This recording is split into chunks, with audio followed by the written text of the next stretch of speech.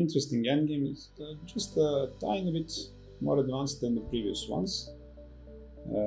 And let's try to learn something by explaining actually what's going on.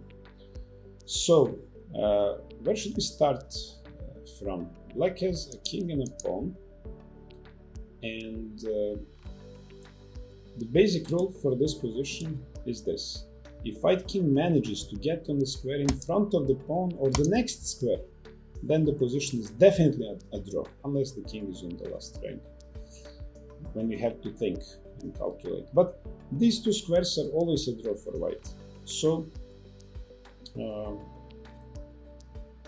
white would maybe want to try to get there by coming closer with his king, but he also has some other moves. And another interesting rule is if black manages to get on some square which is in front of the pawn, and not just immediately in front of the pawn, but a little bit more, like e5, f5 or g5. If black king manages to get on any of these three squares, then black definitely wins, regardless of the position of white king, unless white king, of course, just captured the move trivially. Any of these moves is definitely going to win. Okay, but now the tricky thing is if black doesn't manage to do that, because obviously he doesn't have enough time for that, but manages to get to one of these three squares, just a little bit in front of the pawn. Now there are three options for black. Let's mark them in three different colors. Now there is a rule that you should definitely know, and the rule goes like this. If black king comes to e6 at any point during this game, and pawn is on f7, if black has this setup, regardless of the position of our king, let's say we go here.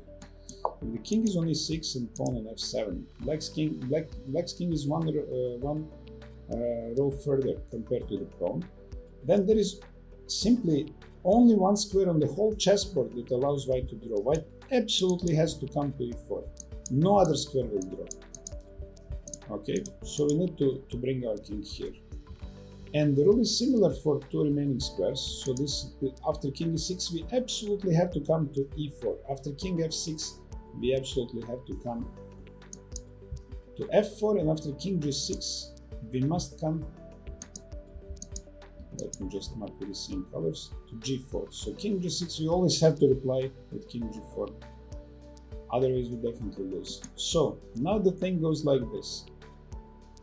On the first move, we cannot go king e4. Now that's clear, because after king e6, we lose. We cannot come to this only critical square. And king f4 loses because black will go king f6. And then we cannot remain on this square, and we lose the opposition and we lose the game. So these two moves lose.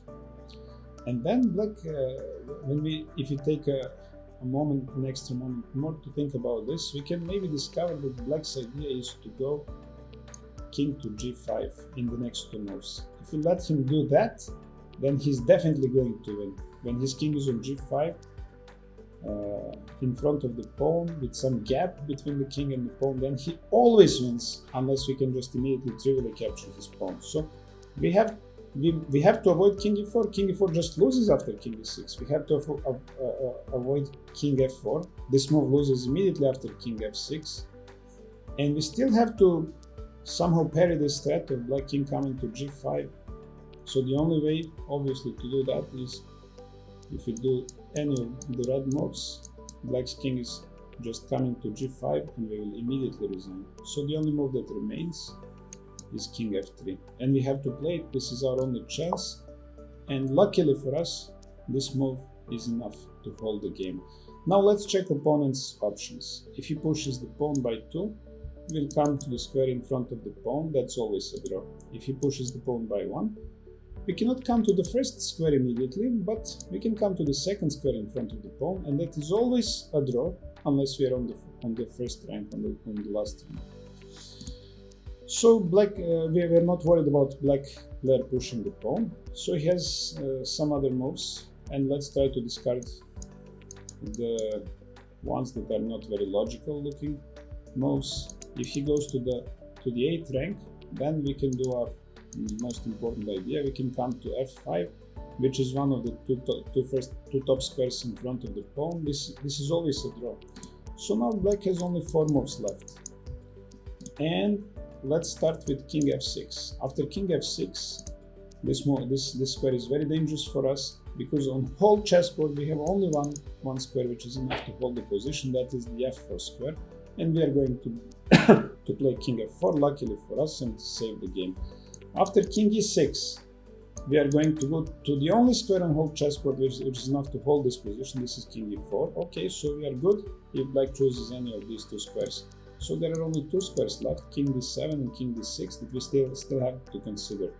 Let's start with king d6, for example. If black goes king d6 now, we should be a little bit careful.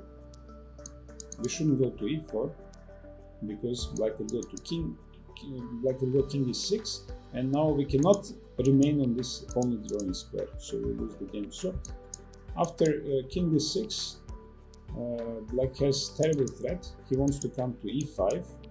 Now his king will be in front of the pawn with some gap between the king and the pawn, and that's always winning. So we have to stop that. We cannot go to e4, so we have to go to f4. That is the only winning square. But now, luckily for us, black can only stop us from coming to f5, which is a good drawing square, by going king e6 when we go to a position, and we know that this position is a draw. So king d6 is a draw as well. And after king d7, let's try to use this similar system. We want to come to f5. So here, in case of this move, we have some options. Now this move draws, so does this, but this is lost because of king e6. This is the position we don't want to have. But the most logical move is to go to f4. We want to come to f5. This is a threat that immediately ends the game. If we come to f5, it's an easy draw. He has to go king e6, and we get the opposition. This is the only drawing square, but it's enough for us.